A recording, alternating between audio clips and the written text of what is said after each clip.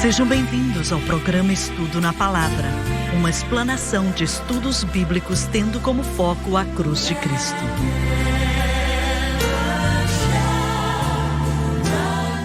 Bem-vindo hoje ao Estudo na Palavra. Eu sou o evangelista Jimmy Swaggart com Lauren Larson, David Borg, Dr. Don Paul Gray, John Rosenstern e Dave Smith. É um grande prazer estar com você aqui hoje. Estamos no meio de uma das maiores orações de arrependimento e intercessão que já foram feitas.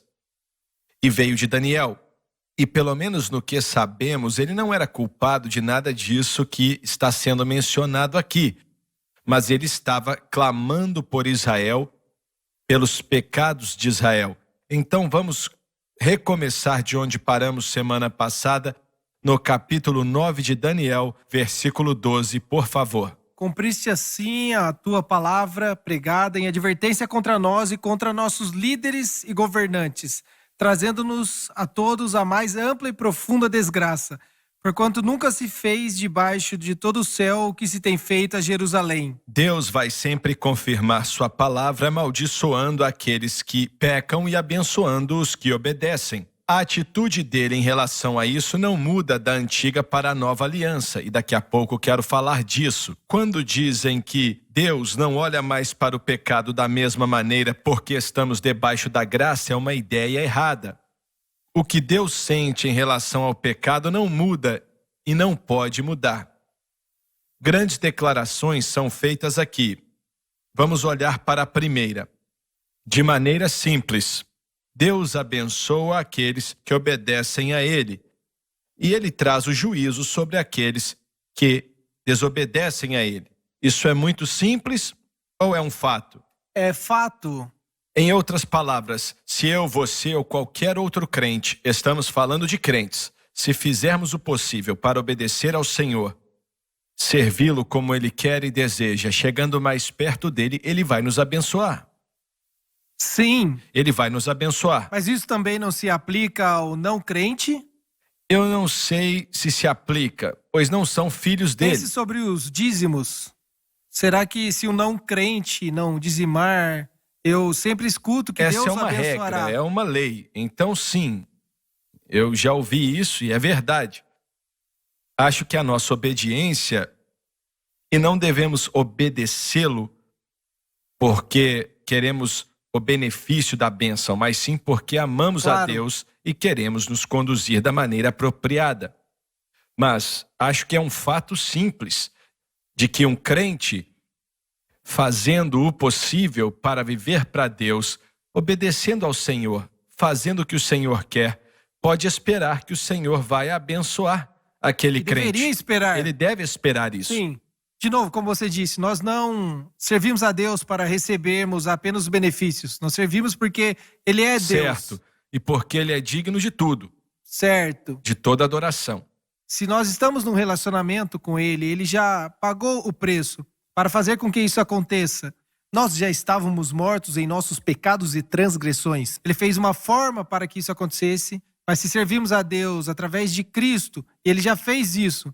Nós podemos fazer tudo que está dentro do nosso poder, nosso conhecimento, da nossa habilidade. Não somente ouvir, mas obedecer. Você é um indivíduo que está aberto para as bênçãos de Deus. Muito bem, mas e a pessoa que faz todo o possível, tudo que ela pode ou ele pode fazer para ser fiel e viver para Deus e fazer o que achamos que Ele quer que façamos, mas ainda assim essa pessoa tem problemas que estão na vida dele ou dela, e muitos encontram esses problemas e não encontram bênçãos. Não é uma maldição, mas é um problema. E não parece que vai embora. Ele continua. E essa pessoa? Eu acho que agora, irmão Swaggart, que você está falando sobre algumas estações diferentes que passamos por provações e sofrimentos. Não importa se você está andando perto do Senhor, mesmo quando você está andando com o Senhor. Estas coisas são mais parte das nossas vidas. As provações têm a ver com a nossa fé.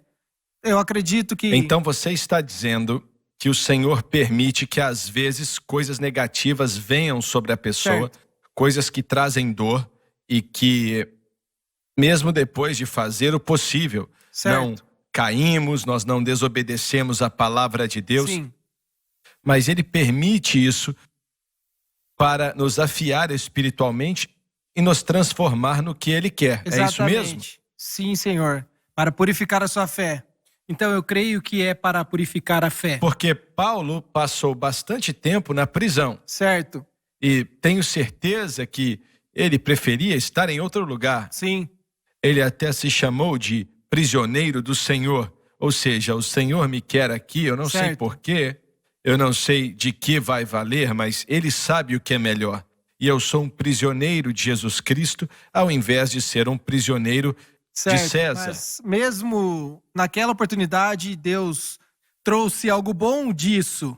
Eu penso que em Filipenses, quando Paulo estava sendo espancado e colocado na prisão em Filipe. Mas a resposta para isso, Dave, é que Deus pode tirar coisas boas, situações menos problemáticas e etc. Bem, os testes e as provações nos ensinam a crescer. Olhe para José, para Paulo na prisão em Roma. Ele encorajou as pessoas a Verdade. pregar. Ele escreveu as epístolas da prisão. Ele foi testemunha para os guardas que estavam o aprisionando e até mesmo os guardas que estavam na casa do César. Devemos olhar para o espinho da carne de Paulo. Olha para o exemplo de José, exemplo atrás de exemplo. Há algumas coisas que Deus pode fazer nas nossas vidas sem os testes e as provações. Isso talvez seja difícil de entendermos, É mesmo. mas o que acontece, o orgulho cresce muito rapidamente. É verdade. E a experiência de nos humilharmos através dos testes e das provações, é como Pedro falou, elas virão a um propósito. Como Tiago disse, que devemos ser pacientes para sermos aperfeiçoados. Então, sem os testes e as tribulações, olhe para as árvores. As árvores mais fortes são aquelas que aprendem a vencer os ventos mais fortes, porque elas têm as raízes mais fortes. Então, temos que aprender a vencer através da nossa humilhação e também da dependência de Deus, e não da independência.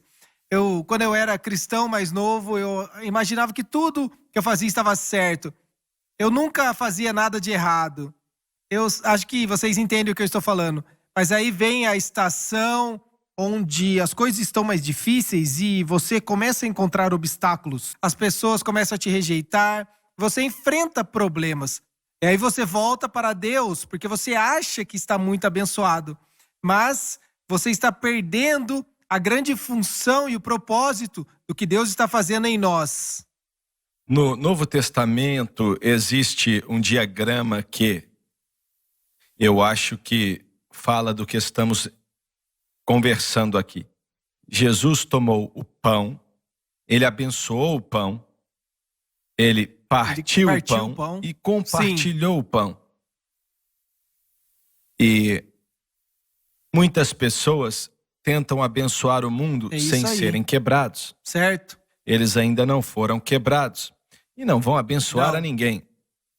É apenas uma piada e ponto final. Mas ele nos tira do mundo e ele nos abençoa. E se você notar, quando você foi salvo, isso é para todos nós, parece que tudo que tocávamos virava dinheiro. Deus abençoava de maneira abundante. Éramos novos convertidos, o Senhor respondia nossas orações e estávamos no topo do mundo, não é? Mas aí ele nos partiu. E o partir não é agradável, não é fácil, não é desejável. Mas somente quando a pessoa é quebrada é que a pessoa pode ser compartilhada com o resto do mundo. Claro. Vocês estão entendendo? Um frasco de perfume fechado não libera sua fragrância até que seja quebrado. Irmão Swagger, quando eu tive um derrame em 1997, eu estava vivendo a minha melhor fase. Tudo estava funcionando perfeitamente. Eu estava em fogo ali por Deus, ensinando sobre a Bíblia. E eu sei hoje que quando eu olho para aquele tempo, é que eu estava vivendo uma vida muito rasa na minha vida de oração, fazendo tudo fora da dependência de Deus. O meu estudo bíblico era muito pouco e tudo que eu fazia era apenas apresentar e ensinar. Mas eu não estava sendo refinado e construído. E um dia eu tive que parar, quando eu tive o derrame. E eu sei que no derrame você fica paralisado, você não sente nada. Eu lembro de estar deitado no hospital e eu sei que todas as pessoas que já tiveram experiências assim passam a perguntar: por que, Deus? Por que isso está acontecendo? Meu irmão orou por mim, vimos muitas pessoas sendo tocadas. E eu perguntava: Deus, por que você está fazendo isto comigo? Eu lembro de ficar lá por dias e o dia que eu saí de lá e fiquei com um tempo sozinho com Deus, eu nem imaginava que Ele iria me curar, e Ele me curou, e Ele me lembrou do que Ele me chamou, de que todas as atividades eram maravilhosas, mas você está se afastando de mim, eu quero você de volta. Então, para mim, esse tempo entre o aneurisma e essa conversa com Deus foram apenas 10 dias, mas parecia 10 anos. E eu fui lembrado de 2 Coríntios capítulo 1, 4. Que nos consola em todas as nossas tribulações, para que também sejamos capazes de consolar os que passam por qualquer tribulação. E eu aprendi algo novo. Olha, nos últimos meses, Sim, enterramos muitas pessoas que, para mim, a vida deles era para ser uma grande bênção para a obra de certo. Deus, se continuassem vivendo. O Dan era um ótimo pregador que estava crescendo, que estava conosco na distribuição da Bíblia e pregando pelo mundo inteiro também. E eu não vejo propósito no Senhor levá-lo como levou. Claro Certo. que não estou achando que Deus não sabe o que faz, mas Certo. como ser humano não consigo entender. Não que não exista um propósito, sei que existe, mas eu não consigo entender como isso tem um propósito positivo, ainda mais com a obra que ele estava fazendo. E acho que jamais vamos entender algumas dessas coisas até chegarmos na glória. E eu não entendo porque o Senhor leva alguns e deixa outros. Mas Ele quase nunca nos mostra ou nos explica o porquê. Quase nunca. Eu quero perguntar algo para vocês. A atitude de Deus para com o pecado, e por aí vai, ela muda da antiga aliança para a nova aliança? A sua atitude Não em pode relação mudar, ao isso aí. pecado nunca muda. Seria uma falha do caráter de Então, Deus. se esse é o caso, e eu concordo que é, como é que essa revolução da graça aí está crescendo tanto, influenciando pessoas? Porque eles Bem, estão dizendo eles- que Deus tem uma atitude diferente, não é? Sim e não. O ensino nos ensina que Cristo, e como ensinaríamos, morreu por todos, um sacrifício santificou todos aqueles que creem para sempre. Então, se eu creio que eu já estou santificado pelo sacrifício de Cristo, então eu não deveria prestar atenção no que é negativo em volta disso, porque destruiria minha fé no que Eu quero te Jesus interromper fez. por um instante. Você disse a atitude de Deus, A atitude de Nunca Deus muda. com relação ao pecado de nunca certa muda. maneira, eles estão dizendo que muda. De novo, Podem não chamar disso, eles dizem que o pecado foi tirado no sacrifício de Cristo, e eu acredito nisso, mas precisa de uma qualificação aqui. Eles continuam falando que se uma pessoa falhar com Deus depois de se tornarem cristãs, a forma como lidamos com isso... é ignorando. Exatamente. E isso é o passo errado. Não é por aí. Paulo não tirou esta condição. Ele disse: miserável homem que eu sou, quem me livrará do corpo desta morte? Então ele reconhecia os problemas. Eu não sou perfeito, eu tenho meus erros, mas eu sei que eu continuo firme com relação ao meu chamado de Deus em Cristo Jesus. Em Romanos 6 eles dizem: pecaremos porque não estamos debaixo da lei, mas debaixo da graça? De modo nenhum. Paulo ensinou que o pecado nas nossas vidas é pecado. Devemos identificá-lo. E João diz que quando identificamos, nós devemos levar a Deus, pedir pelo seu perdão e continuar. Mas eu acredito que Deus não pode mudar da antiga aliança para a nova aliança de maneira alguma. Ele disse: eu não mudo. E existem coisas que ele faz para simbolizar a nova aliança na antiga aliança. Mas se você estudar o bastante, vemos que é a mesma coisa que o Senhor Jesus fez. O papel do homem continua o mesmo. Os requerimentos continuam o mesmo. Reconheça o seu pecado, ofereça o sacrifício, se fosse no Antigo Testamento. Mas hoje nós temos que reconhecer as nossas falhas, confessar as nossas falhas ao Senhor, concordar que estamos errados, pedir perdão e saber que, porque Cristo já fez tudo, nós somos perdoados. A forma que ensinamos santificação, isso é parecido com o que eles ensinam ou não? Da forma como ensinamos a santificação, não. Porque nós não reconhecemos o pecado atual.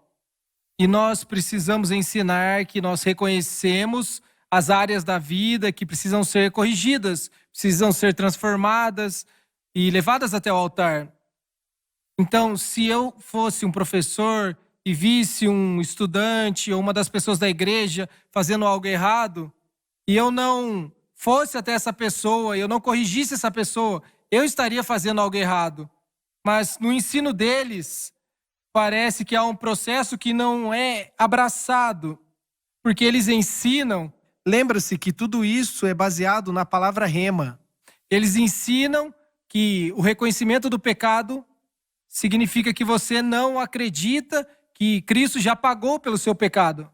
Então, se você confessa que você é um pecador, agora você não está operando na fé e na obra consumada de Cristo. Esta é a essência deles. É o mesmo processo de pensamento e vocês podem entrar aqui a qualquer momento. É o mesmo processo que a palavra rema usa para enfermidade. Se você está doente, Isso. não diga, ignore. Verdade. Eu não estou doente, eu não estou doente. Mas isso é uma mentira. É.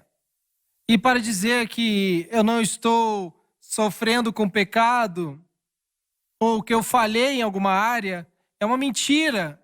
Você reconhece, você lida com isso. Quando eles lidam com 1 João 1-9, no contexto dos não crentes, isso se aplica a crentes e não crentes.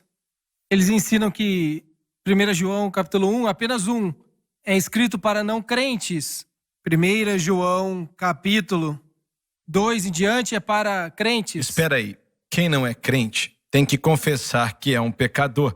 Não tem como ele confessar todos os seus pecados. É impossível, pois ele vive em um estado constante de pecado.